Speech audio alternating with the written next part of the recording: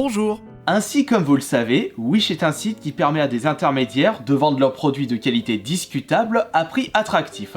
On peut trouver, dans la catégorie jeux vidéo, de tout et de n'importe quoi. Mais tout n'est pas à jeter. Vous pouvez par exemple trouver des câbles non officiels de consoles rétro pour une bouchée de pain. Mais si je vous en parle aujourd'hui, c'est parce que j'ai remarqué récemment une recrudescence de produits jeux vidéo à ne surtout pas acheter pour diverses raisons. Et comme vous avez pu le voir, il s'agit de cartouches rétro, Super Nintendo, N64, voire Mega Drive. Ces contrefaçons de cartouches rétro s'appellent les cart mods, un phénomène qui existe depuis un bon paquet d'années sur internet. Ça avait débuté avec les contrefaçons de jeux Super Nintendo comme Demon Crest ou Vampire Kiss, pour ne citer que. Il y avait également des contrefaçons de jeux Neo Geo, mais je vous proposerai par la suite une vidéo spéciale cart mod pour vous expliquer en détail ce phénomène et pour vous dire également que tout n'est pas à jeter concernant les cart mods.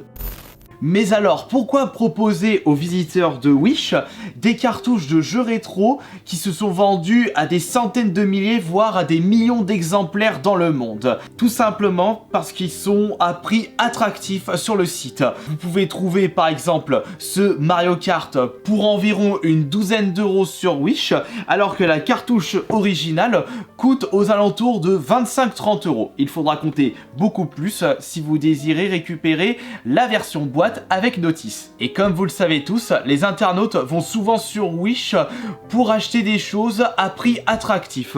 Et les cartouches rétro pour une dizaine d'euros de jeux qui sont devenus presque introuvables pour une bouchée de pain peuvent intéresser une certaine catégorie de clientèle. Mais ceci est un véritable danger pour le marché du rétro gaming, puisqu'on peut s'attendre à des vendeurs peu scrupuleux achetant en masse des fausses cartouches de jeux ultra connus de la N64 pour les vendre aussi cher que les cartouches originales. On risque de se retrouver inondé par une énorme quantité de fausses cartouches de jeux rétro. Et pour les non-connaisseurs, il sera difficile de déceler le vrai du faux. Mais je vous rassure, à travers cette vidéo, je vais vous donner mes conseils et astuces pour savoir si votre cartouche rétro est une vraie ou une cart mod. Et d'ailleurs, je vous ai proposé un petit test sur mon compte Instagram où je vous ai posté une photo des deux cartouches Mario Kart 64 en précisant qu'un était vrai et que l'autre était faux. Et selon vos commentaires, vous avez tous répondu juste. Vous avez tout de suite remarqué quelle était la véritable cartouche et quelle était la cart mod. Encore là, c'était facile parce que vous avez un visuel de la véritable cartouche, mais lorsque vous vous trimballez en vide-grenier, eh bien, vous ne pouvez pas vraiment savoir si le jeu que vous allez acheter est un vrai ou un faux. D'ailleurs, n'hésitez pas à me suivre sur mon compte Instagram, on va bientôt atteindre les 10 000 followers. Tout d'abord, nous allons observer la face avant des cartouches et nous pouvons de suite voir que l'étiquette de la cart mod est beaucoup plus brillante que l'étiquette originale et on peut ressentir une mauvaise qualité sur le toucher de la fausse étiquette. Mais bon, ça ce ne sont pas vraiment des détails qui sautent aux yeux. Nous pouvons remarquer qu'il y a une différence concernant l'utilisation des couleurs. Sur la fausse cartouche, le contraste est beaucoup plus fort et cela se remarque avec la couleur rouge. On peut également remarquer d'autres détails comme le signe, enfin le logo de Nintendo 64 un peu plus gros que la cartouche originale. On peut également remarquer qu'il n'y a pas la même position pour le original Nintendo Seal of Quality. Mais là encore une fois, ce sont des choses qui sautent aux yeux. Par contre, il y a une nette différence concernant l'arrière de la cartouche. Les informations ne sont pas du tout les mêmes. Nous pouvons également constater une différence de couleur sur l'étiquette. Sur la cartouche originale, on est plus dans le gris, gris-violet, alors que du côté de la fausse cartouche, on est dans le gris-noir. Mais encore une fois, ce ne sont pas des détails qui sautent aux yeux puisqu'il faut connaître par cœur les informations à l'arrière d'une cartouche. Et ce n'est pas du tout mon cas. C'est pour cela que le détail qui va vous permettre de voir si votre cartouche trouvable en vide-grenier ou en magasin s'avère être une vraie cartouche ou une contrefaçon, c'est carrément de l'ouvrir. Pour ce faire, il vous faudra un outil spécial, trouvable sur eBay pour environ 2-3 euros.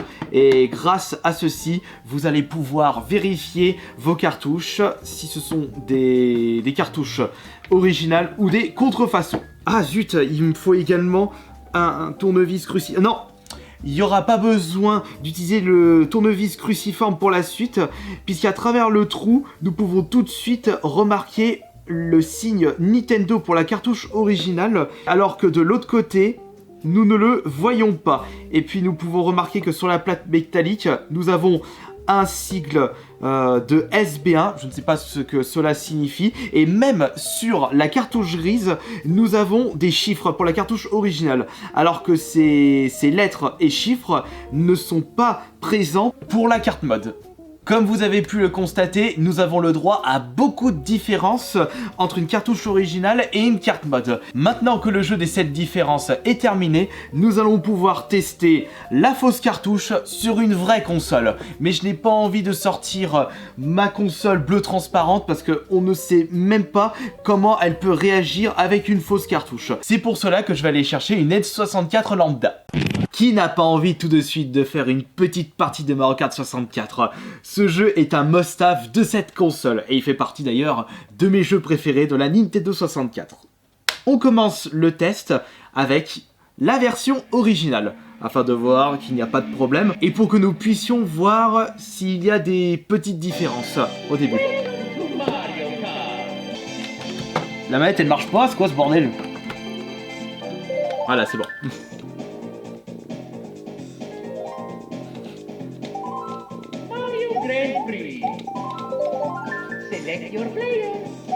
Et déjà, passer de la version Super Nintendo à la version N64, modélisation 2D à de la modélisation 3D, en plus le fait qu'il bouge, qu'il cligne des yeux pendant la sélection des personnages, ça faisait toute la différence. Et c'était à ce moment-là où je commençais à prendre Luigi, puisque je prenais Koopa Troopa sur la Super Nintendo, et il n'y était plus sur celui-là. Il a été remplacé par Wario.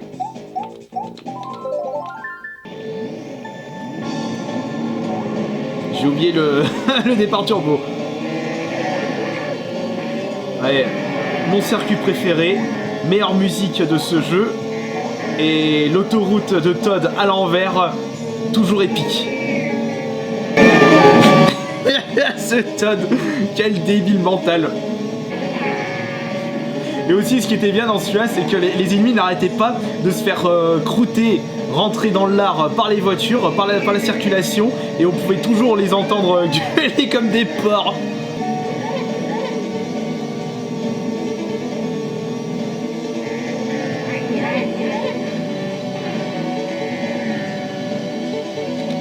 Ok, alors maintenant nous allons mettre la fausse cartouche afin de voir s'il n'y aura pas de problème.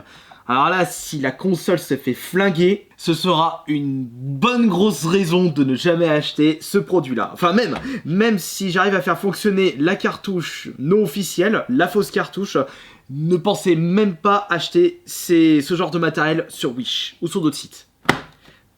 C'est parti.